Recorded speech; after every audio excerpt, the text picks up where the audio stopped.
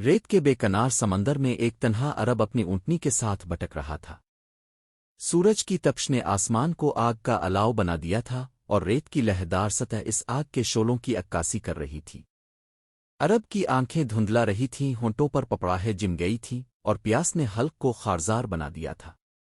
ऊँटनी भी हाँप रही थी, कदम लड़खड़ा रहे थे और हर लम्हा गिरने को थी। अरब के दिल पर एक ही खौफ सवार था, अगर अभी पानी ना मिला तो हम दोनों का खात्मा यकीनी है। इसने थके हुए लहजे में आसमान की तरफ देखा और कहा, आ अल्लाह, मैं तेरे सवा किसी को पुकारने वाला नहीं। मेरी जिंदगी और मेरी ऊँटनी की जान तेरे हाथ में है, हमें हलाकत से बचा ले। ये कहकर इसने अपने पांव घसीटते हुए फिर से चलना शुरू किया। रात का अंधेरा दबे पांव आतर रहा था। आसमान पर सितारे चमकने लगे, लेकिन इसके अंदर की तारीकी बढ़ती जा रही थी। थकन ने इसके असाब को सुआन कर दिया था, मगर उम्मीद का धागा अभी टूटा ना था। चलते चलते अचानक इसने एक अजीब आवाज सुनी, छप छप छप। ऐसा लगा जैसे पानी पर किसी के कदमों के छींटे पड़ रहे हों। अरब का दिल जोर से धड़का। वो ऊँटनी की गर्दन पर झुका कान लगाए गौर से सुनने लगा। फिर जब यकीन हो गया कि ये आवाज़ ऊँटनी के कदमों से ही आ रही है, तो इसके अंदर बिजली सी दौड़ गई। वो जल्दी से नीचे उतरा और जमीन पर झुक गया। जैसे ही इसके पैरों को ठंडक का लम्स मिला, वो सजदे में गिर गया। आंखों से आंसू बह निकले और लबों पर बेसाख्ता शुक्र के अल्फाज जारी हो गए।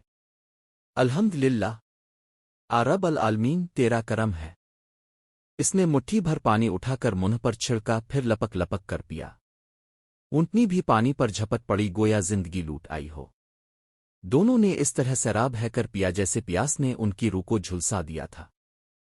लेकिन इसी लम्हे आसमान गिर जा। एक भारी और पुरजलाल आवाज ने सन्नाटे को चीर डाला। सैराब हो जा, जितना चाहे पानी पी ले, अपने मशकीज़े भर ले और जितने कंकर चाहे उठा ले। ये कंकर तुझे खुश भी करेंगे और गमगीन भी। अरब ने कांपते दिल के साथ आवाज को सुना। इसने अतराफ में देखा, मगर अंधेरे में कुछ नजर न आया। वो सोच में पड़ गया, ये कंकर किस काम के, बोझ के सवा कुछ नहीं। लेकिन दिल ने कहा, यह हुक्म है, शायद इसमें कोई राज छुपा हो। इसने चंद कंकर उठाए और जेब में डाल लिए।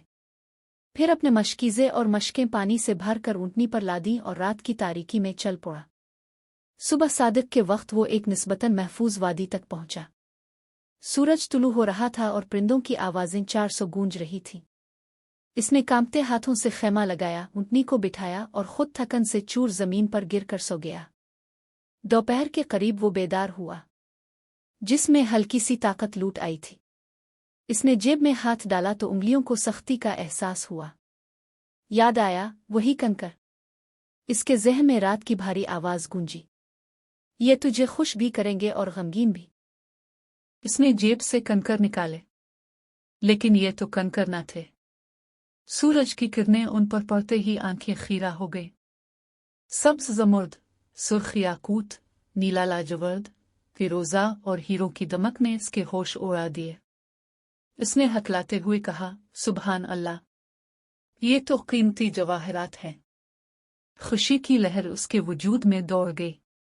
वो सोचने लगा कि यह दौलत इसकी जिंदगी बदल देगी। अब गुर्बत, भूख और प्यास का खौफ नहीं रहेगा। लेकिन अगले ही लम्हे दिल में एक टीसी उठी, आंखों में नमी भर आई। अफसोस, मैंने तो चंद ही कंकर उठाए थे, काश में ज्यादा भर लेता। वो रंज और मसरत के बीच मुअल्लक रह गया। दिल कह रहा था, खुश हो जाके तुझे इतनी नेमत मिली, लेकिन ज़मीर मलामत करता, ये मौका दोबारा कहाँ मिलता। तूने हुक्म के बावजूद गफलत की। यूं अरब पर राज खुला कि अल्लाह का फरमान बेकार नहीं होता। कभी छोटी चीज भी बड़ी हकीकत रखती है। वो जवाहरात हाथों में लिए सोचता रहा कि असल खुशी दौलत में नहीं बल्कि इताअत में है। खुशी इसलिए कि इसे अल्लाह ने अपनी कुदरत का नज़ारा दिखाया, और गम इसलिए कि उसने हुक्म की अजमत को पूरी तरह ना समझा। सहरा की खामोशी में अरब के दिल की धड़कनें तेज हो गई।